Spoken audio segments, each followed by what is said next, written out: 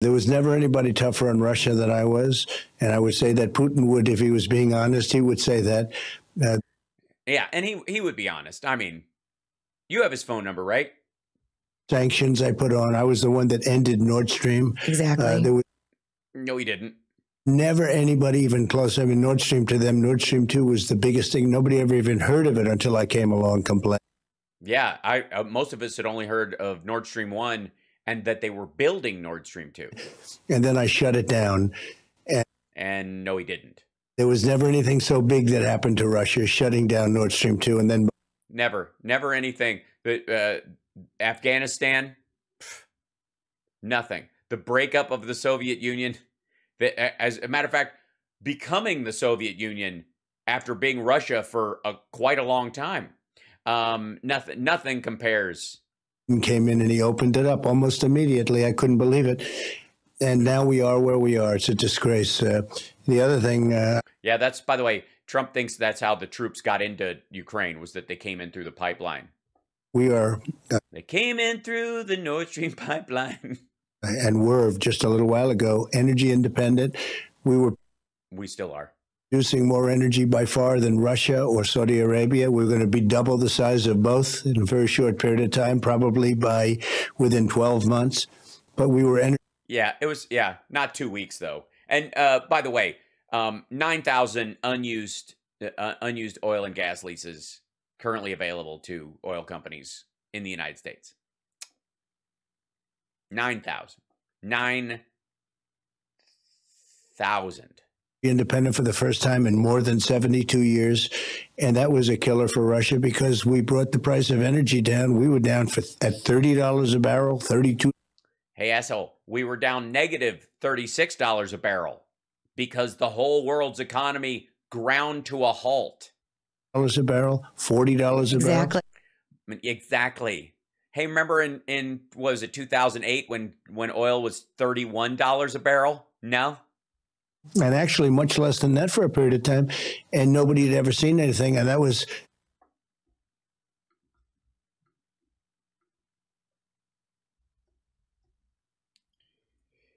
Nobody had ever seen anything like that before. And ever since, I guess, a thing, nobody'd ever seen oil prices so low in that time. Oh my gosh, how do you do it? Oh, the thing, do it again. Do.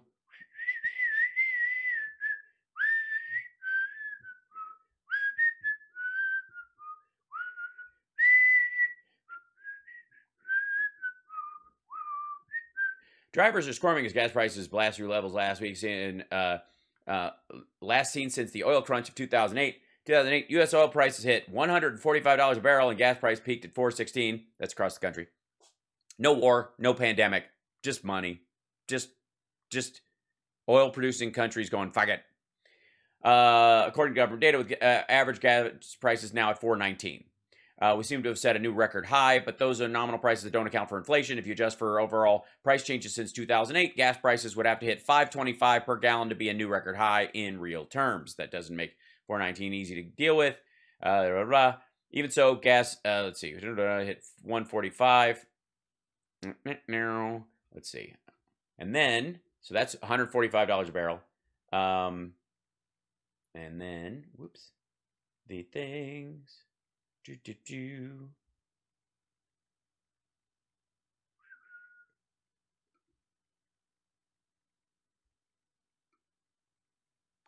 Remember this? Anybody?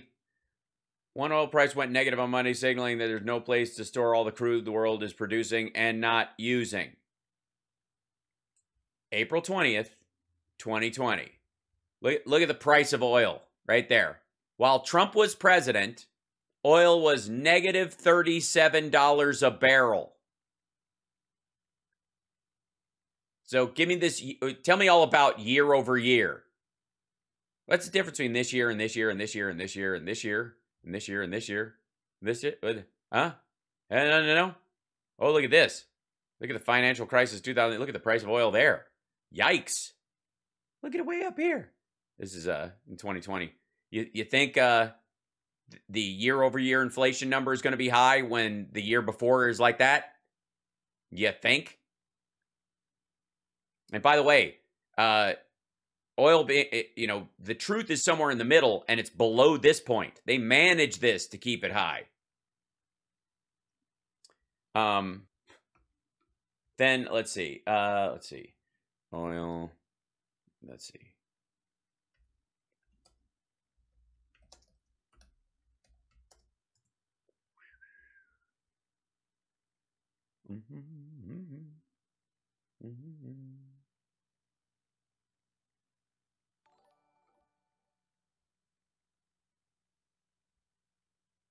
By the way, this was part of the other story that was around. Shell buys Russian oil at a bargain price. 100,000 metric tons of Russia's flagship Urals crude on Friday.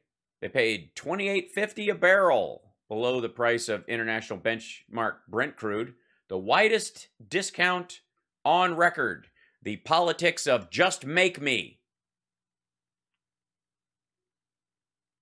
Listen to an hour or two of Alex Jones' Infowars podcast to catch a glimpse of what he was talking about. My God, what a mess. And at the end, he had this guy, Mike Root. Come on, yeah. I'm glad you felt the need to narrate it as such. Let's see. And then it went up to 113 and even out about that point. Okay. We could do so much, and it's a disgrace, really. It's all, yeah. Certainly tough for Russia and other countries because they had to go out and they had to compete with those prices. So, and now they're making a fortune with what's going on. And by the way, nobody was competing with those prices. This motherfucker went to Russia and Saudi Arabia and said, please stop producing so much oil. If you stop producing, we'll lower our output.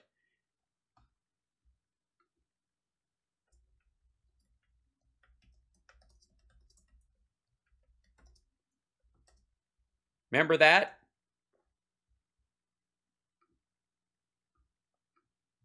Trump agrees to help Mexico meet global oil cut target.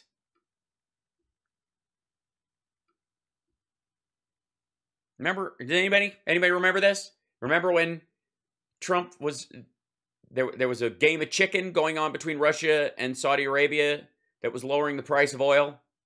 And Trump was like, oh no, that's not good.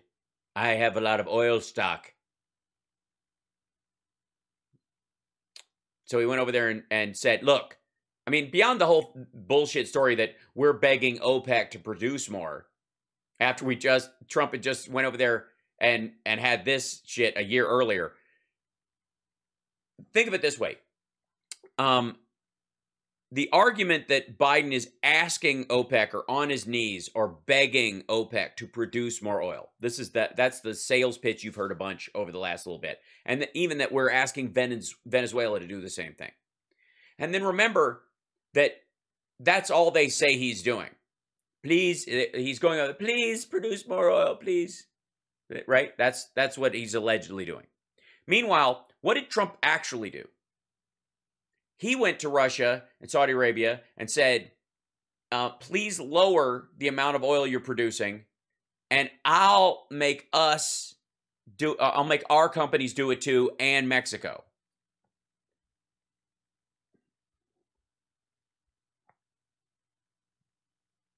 Aimed at stabilizing crude prices, which had fucking cratered. U.S. reductions will amount to 250,000 barrels a day, according to Trump and Mexican President Andre Manuel Lopez Obrador. Speaking in Washington, Trump said the cuts would depend on the approval of other producing nations. The United States will help Mexico along, and they'll reimburse us sometime at a later date. Right. Is that happening right now? Mexico. Mexico, if you're listening, right. During the talks on Thursday inside the OPEC Plus group, oil producers resolved to make cuts equivalent to around 10% of global supplies. But Mexico balked at the initiative. Oil prices have cratered under the pressure of a price war and the devastating economic impact of the coronavirus global pandemic. You know, reality. And hold on, I got to shrink this down a little bit. Trump, who has sought to serve as kind of a mediator in the oil dispute, said on Friday he had not made assurances to Saudi Arabia that the United States would not bail out U.S. oil producers. We didn't discuss that. So basically, the taxpayer would make up for the shortfall that oil companies would do if they cut back. Lopez Obrador said Mexico is pressed to make cuts of 400,000 barrels a day, or 23% of current output, before the group lowered the target to 350. Lopez Obrador, who made increasing oil production at struggling state oil firm Petróleos Mexicanos one of his priorities, said Trump offered to help before Mexico announced it would cut output by only 100,000 barrels per day. When I told him that it was 100,000 and we couldn't do any more, he very generously said to me that they were going to help us with the additional 250,000 to what we are going to contribute. So for that, I thank him. So Trump went to Russia and the OPEC Plus nations and said, if you cut output, we'll cut output, and we'll pay for Mexico to cut output. We'll subsidize a cut in Mexican output of oil. Yeah, I guess we were refunding them for the wall since it didn't fucking work. And Trumpers and maggots, are you guys still cool with this? Did this just fall into the memory hole and stay there? It's one of the reasons why the price went back up. It's one of the reasons why the price didn't naturally rise on its own. Can you imagine how fucking cheap gas would be right now if this hadn't happened? And again, this goes to the whole thing Biden saying about capitalism without competition is not capitalism, it's exploitation. This is exploitation. This is market manipulation. And Trump initially, like literally throwing himself in between reality and oil prices on a massive fucking scale. Also, negative $30 a barrel. What is that doing to Saudi Arabia and Russia for a time? And again, why not fill the strategic reserves when it's negative? Why did he wait till it was up again before buying it to fill the reserves? Why do you go, holy shit, even at 20? Like, Mr. President, the price of a barrel of oil is negative $15. It's what? Sorry, it's negative 20. It's what? It's negative 22. It's what? It's negative 30. They're expecting 35 by tonight. Get the strategic reserve, whatever, the bureaucrat in charge of that on the line. Buy now. Buy it now. While it's negative, buy all the oil we could possibly put into the strategic reserves right now. At that price, negative. We will pay. You can pay us to take it. Did he do that? No, he didn't. The dude who wrote Art of the Deal went, oh, that sounds terrible. I'm going to take a nap. And then he went upstairs and I guess watched a rerun of Fox and Friends, argued prices with Russia and Saudi Arabia and Mexico. When the price went up to 25, then he started buying.